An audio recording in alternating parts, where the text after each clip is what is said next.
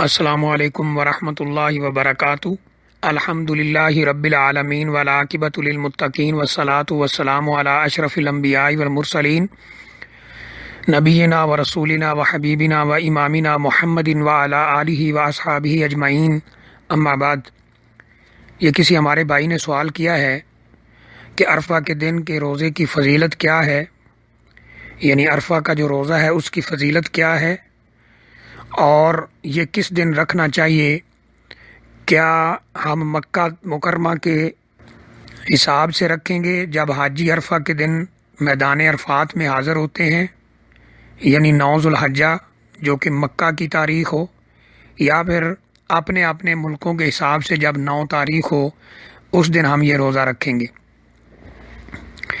سب سے پہلی بات، عرفہ کے روزے کی فضیلت حدیث شریف کے اندر موجود ہے۔ رسول اللہ صلی اللہ علیہ وآلہ وسلم نے فرمایا کہ صوم یوم عرفہ، عرفہ کے دن کا روزہ، احتسب علی اللہ ان یکفر السنتین، مجھے اللہ تعالیٰ سے پوری امید ہے کہ عرفہ کے روزے کے ذریعے اللہ تعالیٰ 2 سال کے گناہوں کو معاف کرتا ہے۔ السنۃ التی قبلہا والسنۃ التی بعدہا، ایک وہ سال جو گزر گیا ہو اور ایک وہ سال جو آگے آنے والا ہو، ان 2 سالوں کے گناہوں کو اللہ تعالیٰ معاف کرتے ہیں عرفہ کے روزے کے بدلے میں، اور یہ اللہ تعالیٰ کا ہم پر بہت بڑا احسان ہے۔ یہ روزہ وہ لوگ رکھیں گے جو حج نہیں کر رہے، جو حج کر رہے ہیں وہ یہ روزہ نہیں رکھ سکتے۔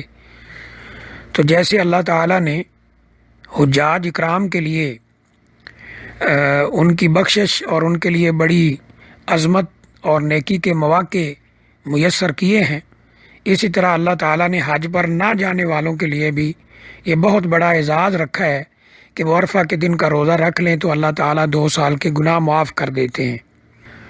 یہ اللہ تعالیٰ کی ہم پر کمال مہربانی ہے۔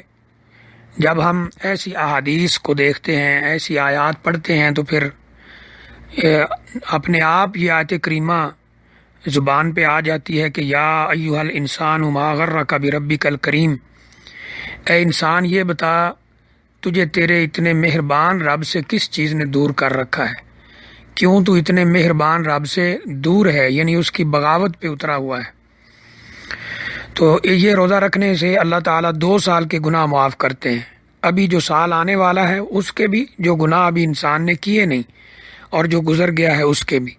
اور ان گناہوں سے مراد حقوق اللہ ہیں، یعنی اللہ کے حق، جیسا کہ کسی نے نماز نہیں پڑھی ہے، روزہ نہیں رکھا ہے، اللہ تعالیٰ کی بغاوت کرتا رہا ہے، تو اللہ تعالیٰ اس روزے کے ذریعے اس کے گناہوں کو معاف کرتے ہیں۔ جو حقوق العباد ہیں، بندوں کے حق، وہ یا تو ان کو واپس کرنا پڑیں گے یا ان سے معاف کروانا پڑیں گے یا ان کو بدلہ دینا پڑے گا۔ تو یہ دن بہت فضیلت والا ہے۔ سال کے اندر جتنے دن ہیں سب سے زیادہ فضیلت والا، مقام اور مرتبے والا یہ دن ہے، سب سے افضل دن ہے سال کے دنوں میں سے۔ اور اس کی وجہ یہ ہے کہ اس میں حجاج اکرام اللہ تعالیٰ کے حضور احرام کی حالت میں اکٹھے ہوتے ہیں۔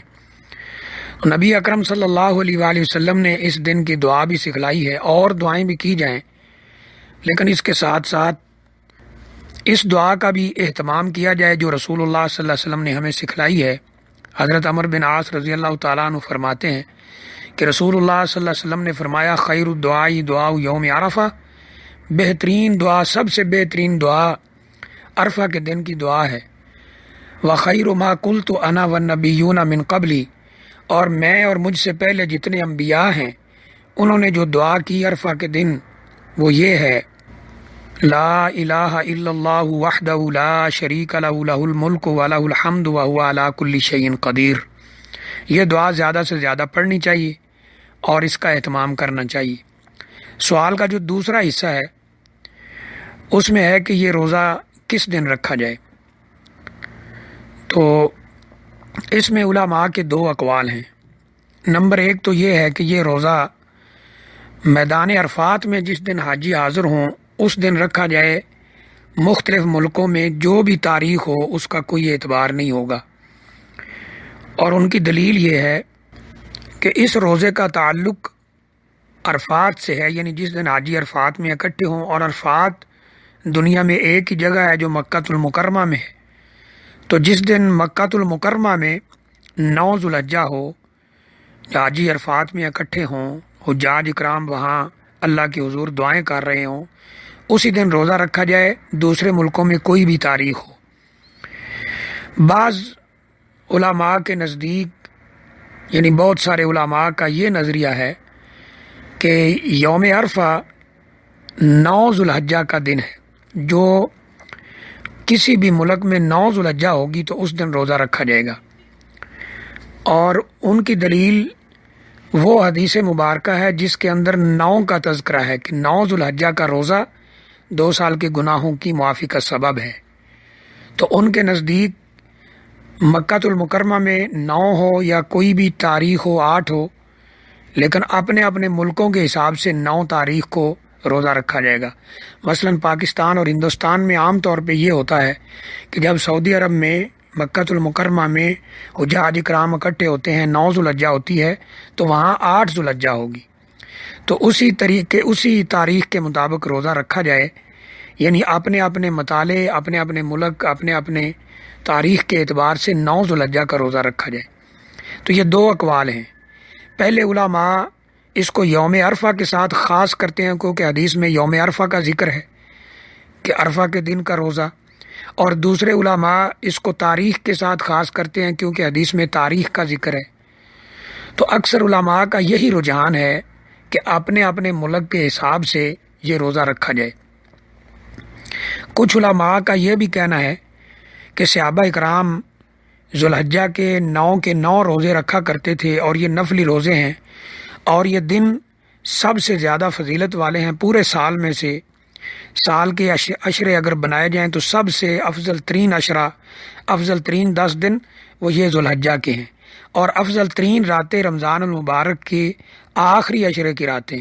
تو ان علماء کے نزدیک، یعنی بعض علماء کا یہ بھی کہنا ہے کہ کیونکہ یہ نفلی روزے ہیں تو 2 روزے رکھ لیے جائیں، ایک اپنے تاریخ کے حساب سے، جب ہمارے ہاں یعنی پاکستان، ہندوستان وغیرہ میں، دیگر ملکوں میں جو ہماری طرف ہیں، بنگلہ دیش، افغانستان وغیرہ، ان میں جب 9 تاریخ ہو تو اس حساب سے رکھا جائے، اور ایک حجاج اکرام جس دن عرفہ میں مکۃ المکرمہ میں جمع ہوں تو اس دن کے حساب سے رکھ لیا جائے۔ تو 2 روزے رکھ لیے جائیں، کیونکہ یہ نفلی روزے ہیں، تو یہ شک جو ہے اس سے انسان نکل جائے گا کہ 2 روزے رکھ لیے جائیں۔ تو بہرحال یہ خلاصہ ہے، اکثر علماء کا رجحان اس طرف ہے کہ اپنے اپنے مطالعے، اپنے اپنے تاریخوں کے اعتبار سے، اپنے اپنے ملکوں کے اعتبار سے 9 تاریخ یعنی 9 ذو الحجہ کا روزہ رکھا جائے گا، مکۃ المکرمہ میں کوئی بھی تاریخ ہو۔ تو یہ دن بہت فضیلت والا ہے، اور اس دن یہ دعا جو بتائی گئی ہے اس کے ساتھ ساتھ دیگر بھی دعائیں کریں، اپنے لیے، اپنے والدین کے لیے، رشتہ داروں کے لیے، مسلمان ملکوں کی حفاظت کے لیے، حرمین شریفین کی حفاظت کے لیے۔ آج جگہ جگہ پر مسلمانوں کے اوپر ظلم ہو رہا ہے، تو ان کی حالت بہت بری ہے، انہیں گاجر مولی کی طرح کاٹا جا رہا ہے، اللہ معاف فرمائے۔ تو مسلمانوں کی حالت زار کو بدلنے کے لیے اللہ تعالیٰ سے دعائیں کی جائیں، رو رو کر، اور اپنی عبادات کی قبولیت کی دعائیں کی جائیں، اور اللہ تعالیٰ سے یہ ایک یعنی اہم تعلق ہے اس دن میں، اور خاص طور پر اس دعا میں، کہ انسان اللہ تعالیٰ کی بڑائی بیان کرتا ہے، اللہ کی حمد و ثنا بیان کرتا ہے، اللہ کی بزرگی بیان کرتا ہے، اور کہتا ہے لا الہ الا اللہ وحدہ لا شریک لہ لہ الملک ولہ الحمد وہو علی کل شیء قدیر۔ وہ اس کی بادشاہت کا اقرار کرتا ہے، وہ اس کی حمد و ثنا کرتا ہے، اور شرک سے بیزاری کا اظہار کرتا ہے، اس کی توحید کا اقرار کرتا ہے۔ تو اس کا زیادہ سے زیادہ اہتمام ہونا چاہیے۔ اللہ تعالی ہمیں عمل کی توفیق عطا فرمائے۔ وآخر دعوانا الحمد للہ رب العالمین۔